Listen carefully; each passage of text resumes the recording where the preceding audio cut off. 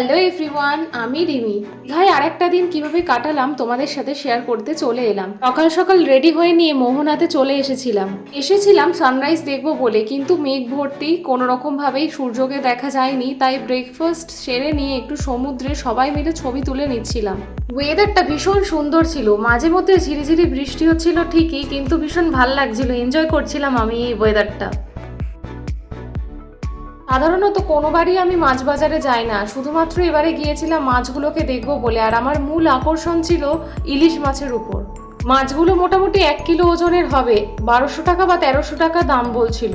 তারপর ডিসাইড করা হলো যে কাঁকড়া খাওয়া হবে, কিন্তু এখান থেকে কাঁকড়া নিয়ে রান্না করতে দিলে আর ঘোরা হবে না কোথাও।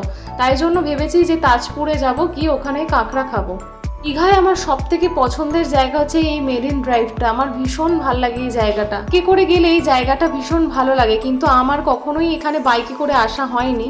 তাজপুরে এসেই প্রথমেই কাঁকড়াগুলোকে দেখে নিয়ে সেগুলোকে রান্না করতে দিয়ে দিলাম, আর আমরা এখানে বসে বসে অপেক্ষা করছিলাম কখন কাঁকড়া আসবে। তারপর সেটা রান্না হয়ে চলেও এসেছে। পুর 2টো মতন বেজে গিয়েছিল। তারপর রুমে এসে রেডি হয়ে নিয়েছি, কারণ আমাদের এখনো স্নান হয়নি। আজকে প্রথমে সুইমিং পুলে স্নান করব, তারপর যাব সমুদ্রে। তারপর দেখো সবাই মিলে আমরা এখানে সুইমিং পুলে নেমে পড়েছি আর ভীষণ এনজয় করেছি। এখান থেকে উঠে আবার সমুদ্রে গিয়ে স্নান করতে 6টা বেজে গিয়েছিল। তারপর রেডি হয়ে নিয়ে বেরিয়ে পড়েছিলাম একটু খাওয়া দাওয়া করার জন্য, কারণ আমরা লাঞ্চ করিনি। তারপর ওল্ড দীঘা গিয়ে একটুখানি খাওয়া দাওয়া করে নিয়ে একটু সমুদ্রের পাড়ে বসে অনেকক্ষণ ধরে আড্ডা মেরে কিছু কেনাকাটা করার ছিল, কারণ পরের দিনই আমরা চলে যাব। তো সেই কেনাকাটাগুলো সবাই সেরে নিয়ে আমরা রুমে চলে এসেছিলাম। আজকের দিনটা আমরা এভাবেই কাটিয়েছিলাম। আবার একটা নতুন ভিডিও নিয়ে আসবো। Thank you so much.